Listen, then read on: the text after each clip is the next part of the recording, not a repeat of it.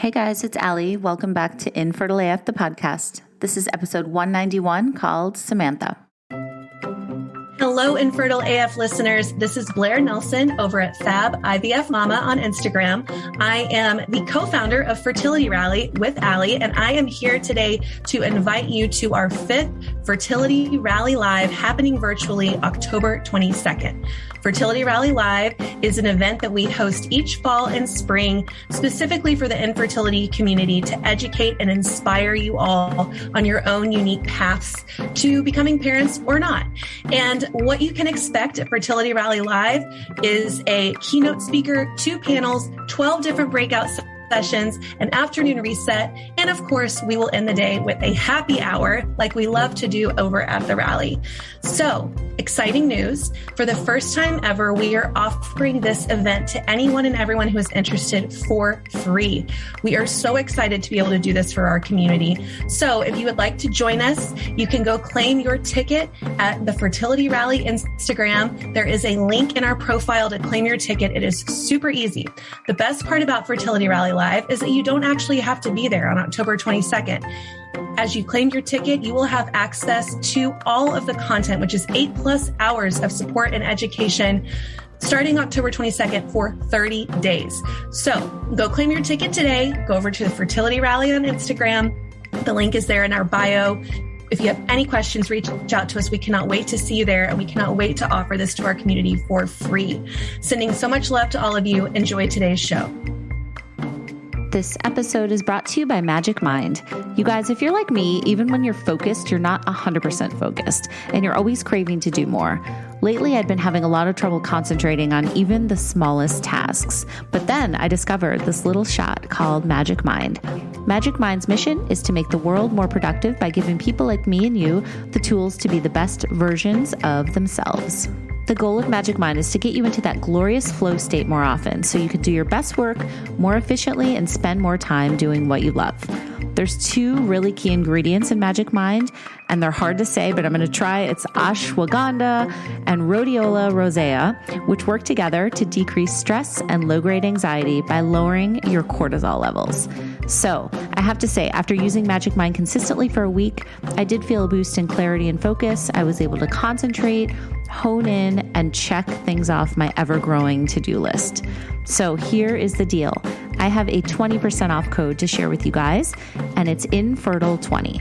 So to use it, you can go to magicmind.co/infertile and enter the code Infertile20 at checkout. Again, that's go to magicmind.co/infertile and enter the code Infertile20 at checkout. The best part is that they have a money-back guarantee, and if you get a subscription, I have a 40% off for you. So that 40% off code only lasts 10 days. So hurry up. Check out Magic Mind and let me know what you think. Thanks, Magic Mind. All right, guys. So today I am talking to Samantha Bloom, who in March 2020 learned that she had the BRCA gene variant after taking a 23andMe test. She was a mother of twins at the time, and she was trying to have a 3rd child, and it was just the beginning of COVID. I'm sure you guys remember that very well. So once she was finally able to see her OBGYN a few months later and confirm that she was BRCA positive, her gynecologist advised that she stop trying to get pregnant and instead consider starting IVF. So Samantha's going to tell us even more about this story, all the details, including how she was diagnosed with PCOS as a teenager, and then later in life, what happened when she did go down the IVF road. So it's so super interesting. We haven't talked about 23andMe or the BRCA gene at all on the show yet. So without further ado, this is Samantha's infertility story.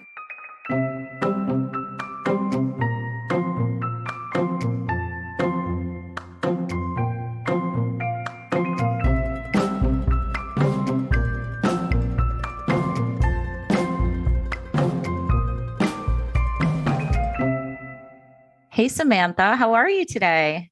Good. How are you, Allie? Thanks for having me. Of course. Thank you so much for doing this. So the reason I wanted to have you on today, you have such an interesting story. I got an email from you guys, you and your team, talking about how you had taken a 23andMe test and learned that you had the BRCA gene variant and it led to IVF and all that stuff. So I don't want to give away the whole story, but it's just a very interesting yet another angle in terms of family building, when it comes to assisted reproductive technology. So I'm happy to have you here. I can't wait to hear the details of all of this. And we can just start with, did you always want to be a mom? I've always wanted to be a mom. I was just naturally had a motherly instinct. I never had a set time frame of when that needed to happen, but it was definitely something that was always on my mind and something I wanted desperately. Okay. What was your path to family building? So I got married in 2013. My husband's name is Craig. And hey, Craig. our path was basically, I knew I had PCOS since I was 16, actually. Oh, you did? So I always knew that fertility issues could be in my future. And I went off birth control about like a year after we got married, just like casually thinking like I needed to be off it if we did want to have kids. I got pregnant very luckily without really any trying, no timing, none of that detailed tracking, any of that. And that led to a miscarriage. Sorry. Thank you. That was in 2015.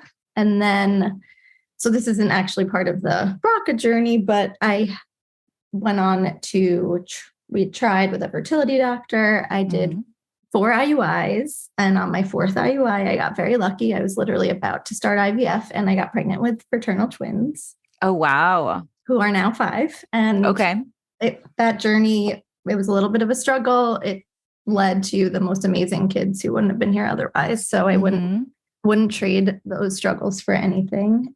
Struggle like in terms of the pregnancy or what? The pregnancy, actually being a twin pregnancy, it was a little bit of a struggle, but more just to get there. So it was at the time where all my friends were starting to announce they were pregnant. I had a miscarriage. I was not getting pregnant. I basically found out a year to the date of my miscarriage that I was pregnant with my twins. Oh, wow. Which worked out really nicely. Yeah. Can we backtrack a little bit and talk about the PCOS? Of course. So it's so interesting that you were diagnosed at 16. Tell me about that. What was it? Just you went into the gyno for an exam and they had discovered it, or were you having issues, or how did it lead to that diagnosis?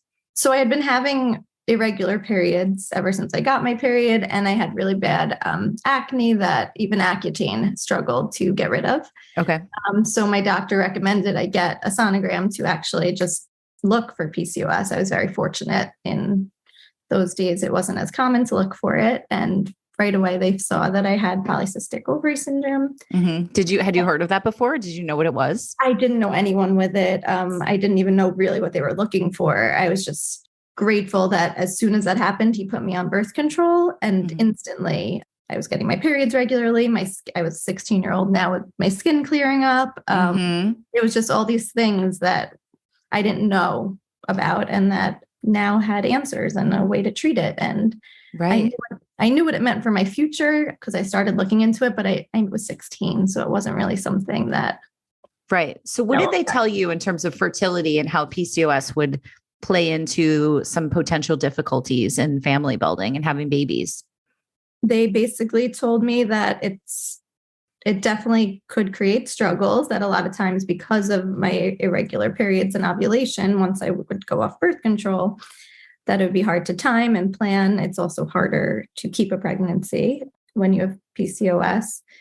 And it's definitely something that was always on my mind. My greatest fear was not being able to get pregnant at that young age, thinking about it. But with that in mind, when I did pick a gynecologist, when I got married, I picked one that was also, it's rare, but was also a fertility doctor. So she did both, knowing that maybe someday down the line, that would be helpful. And she was the one who helped me with metformin and monitoring my ovulation and IUI, got me my twins. When you were going through the IUIs, you mentioned, other friends were getting pregnant. Tell me about the emotional stuff that you went through at that point when you weren't able to, do it how you wanted to do it. It wasn't working out. I've been there before. So many people listening have been there before. What were you going through, you and your husband? So it wasn't something I was really talking about with other people at first, which is a very common thing, which is sadly a stigmatized thing. But I would smile on the outside and then come home if I was like out when I found out somebody was pregnant, which was happening a lot. I'd be out at something surrounded by people and you find out this exciting news. And I was genuinely excited because I knew what a gift that was, but I would be crushed. I'd return home and just be crushed. Totally.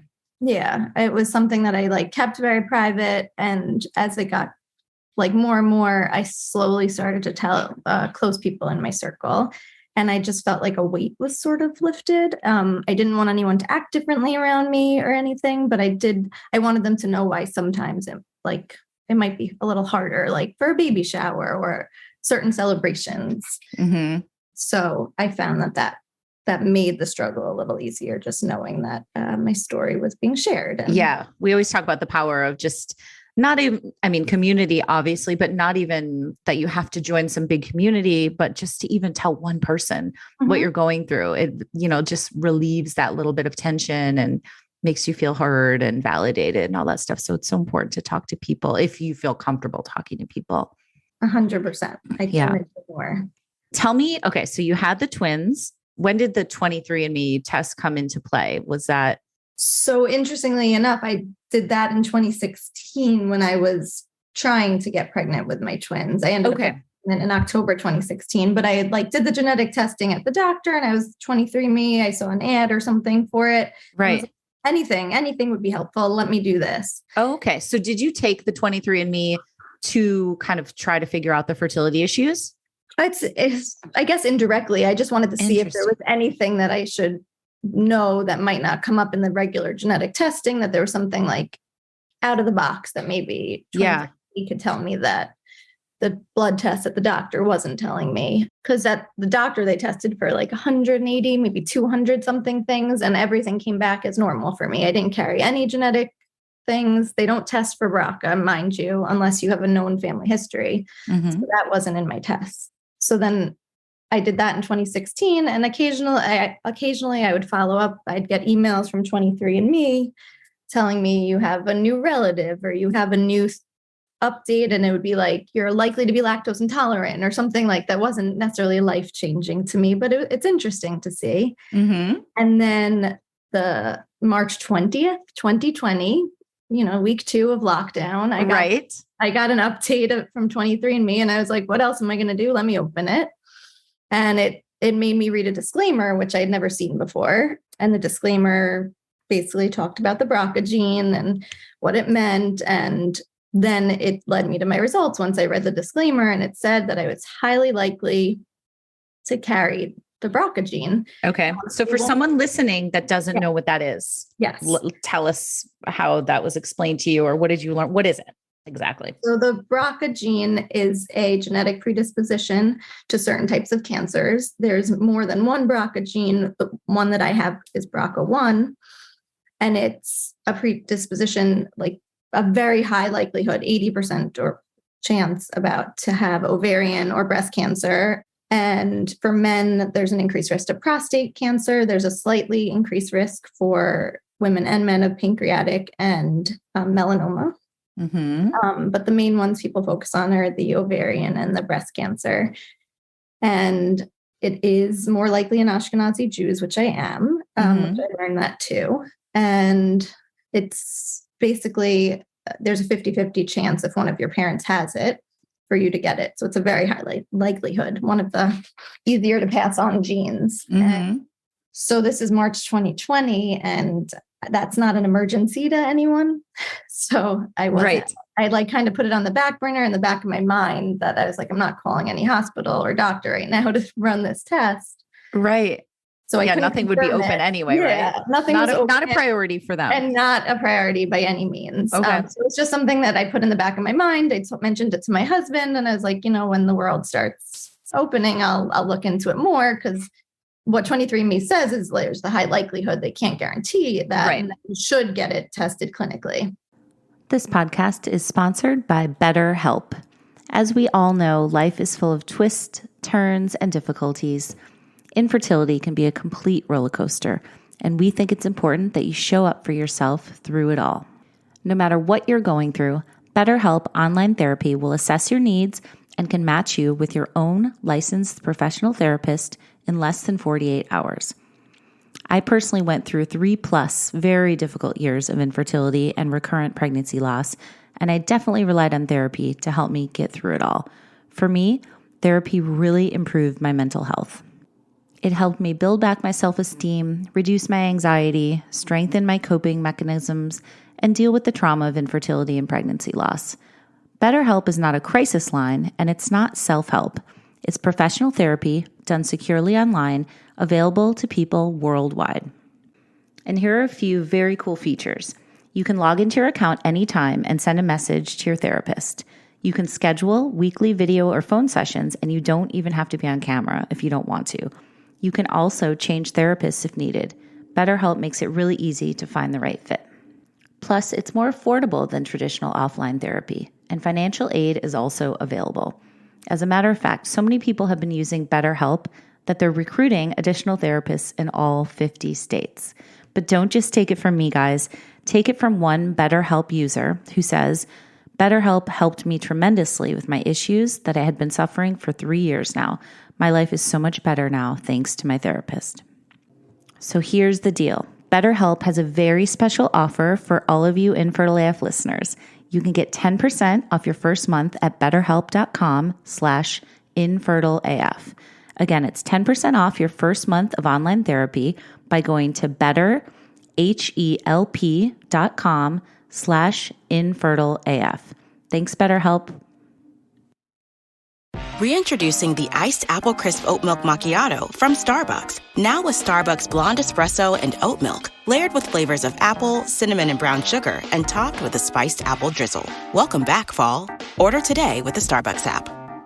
Okay. So just to clarify the timeline, sorry, you already had the twins at this point. Yes. Okay. Yeah, Got it. had them at this point. Okay. So yes, I didn't know when I was getting pregnant with them about this. Gotcha. How long after you got your initial 23andMe results did you get this update? It was about 4 years. So 23andMe is always adding new things. They constantly test, which is amazing, actually wonderful. I didn't realize that. Okay, that's cool. I didn't realize that either, which was part of what was so fascinating. So fast forward to June 2020, and I made my appointment for my yearly appointment at the gynecologist, and I showed her my results, and I was like, just out of curiosity, is this something I should be concerned about? Can you run a blood work for us?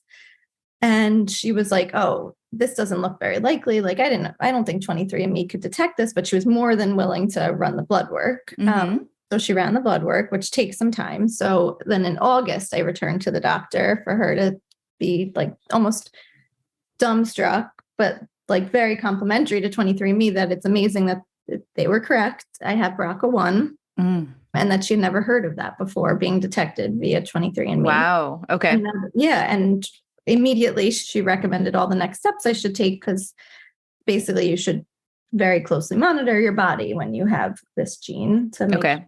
So just to clarify, since the BRCA, this gene is so easy to pass on, the recommendation would be considering starting IVF so that doctors could genetically test the embryos and ensure that you're not passing the gene down to your child.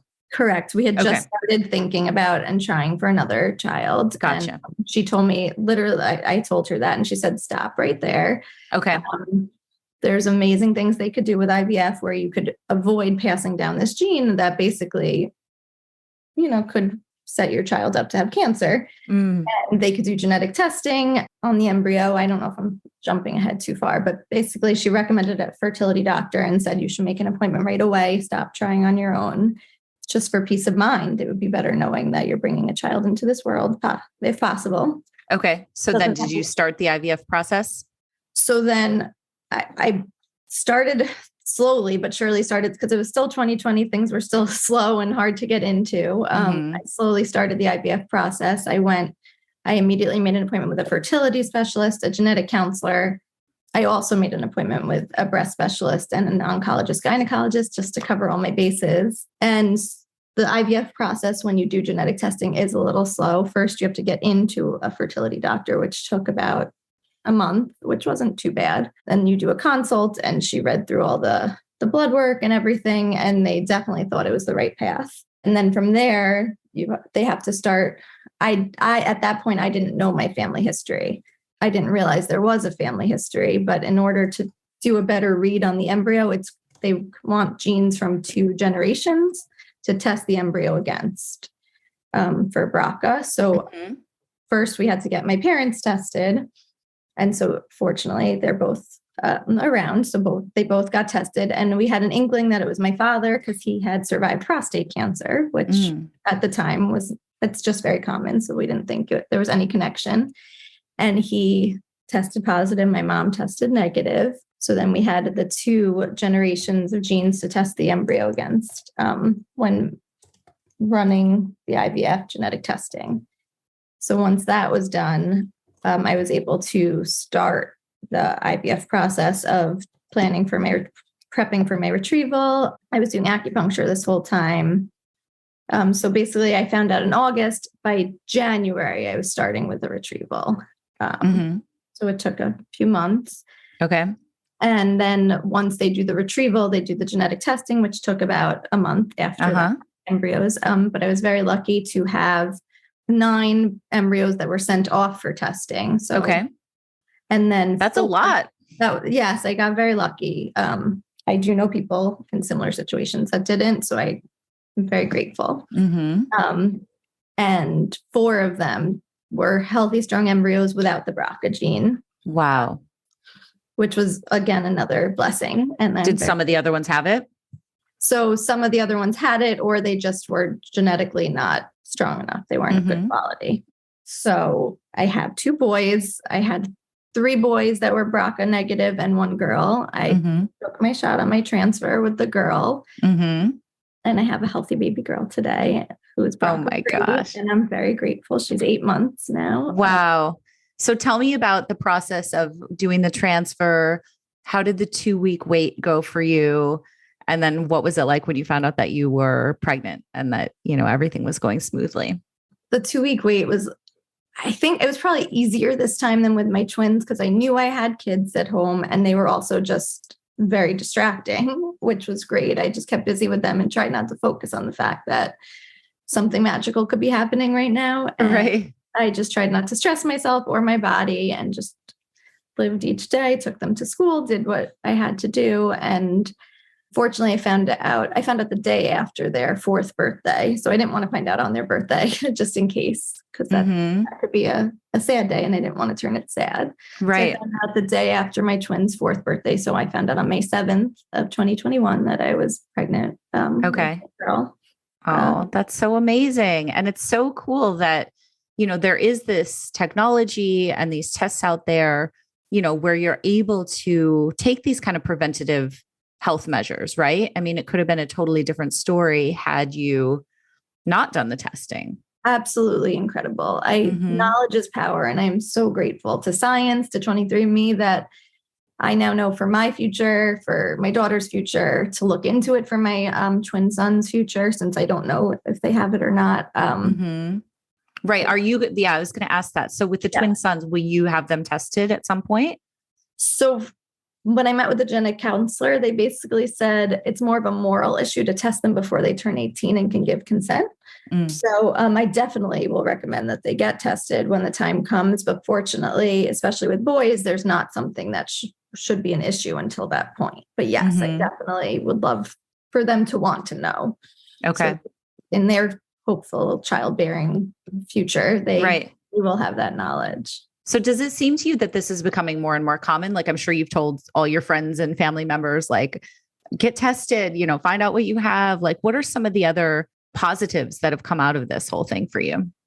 There's so much. I love sharing this story. Obviously there's a lot of challenging parts that came out of it, but it really is knowledge is power. And it's sad that they don't just automatically test for these genetic conditions in the doctor's office, especially when you're trying to have kids. I think it's amazing that I now know and I can plan for my future. I will be having a hysterectomy. I will be having a bilateral mastectomy. I don't want to have to stress every 6 months when I go for my exams, whether or not they're going to find something. When will you do that, do you think?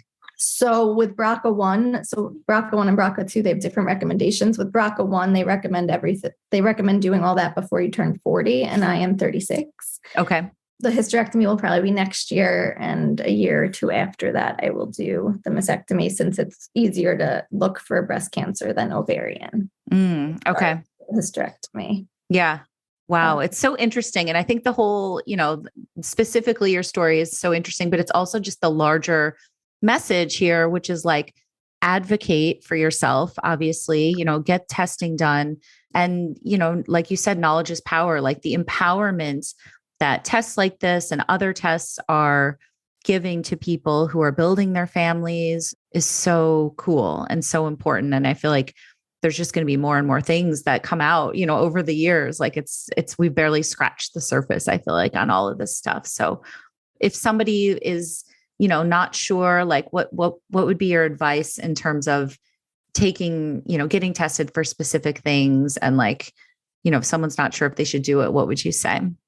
Well, I would definitely say, anything that you think that you could possibly be at risk for, get tested. Even my insurance gave me a hard time when I ran the BRCA test because I didn't have a known family history. They were going to charge me a lot of money. As soon as it came back positive, there was no bill. Amazing. But I wasn't scared off by that. I know things like that are scary, money-wise, et cetera. But if it's your health and it's your future, there's certain risks that are totally worth taking.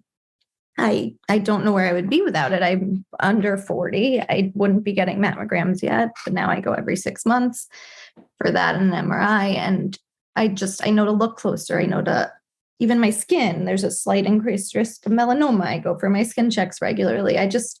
You have nothing if you don't have your health. So I think it's amazing that 23andMe gave me this gift that I know about this and I can be proactive. And in any chance, if you think it might not be a big deal, if it's about you, it is a big deal, and you should prioritize that.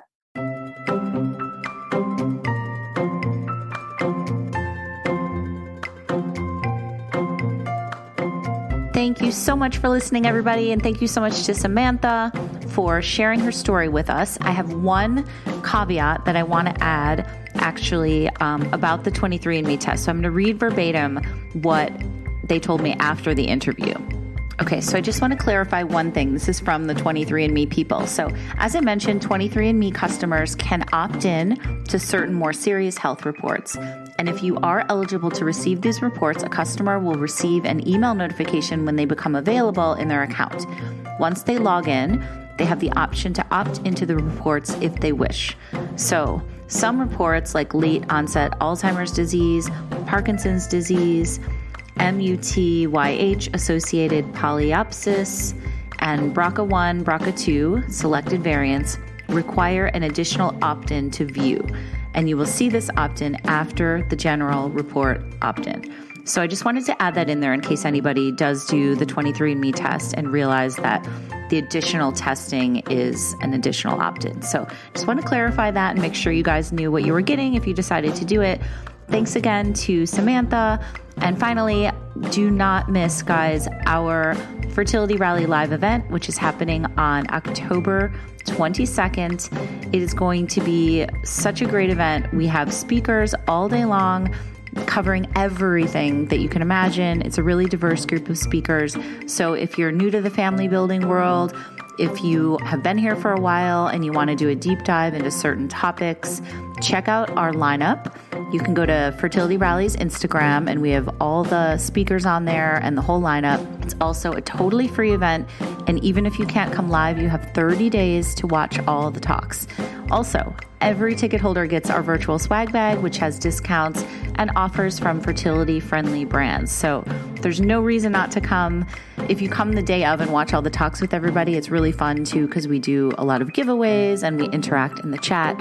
So there's a lot going on. This is on October 22nd. The link is in my bio to get your free ticket, and you can see more at the Fertility Rally Instagram too. So we really want as many people to come as possible because we've poured our hearts into this content and rounded up this amazing group of experts and speakers, and we hope to see you there. Thank you so much, and thanks again for listening.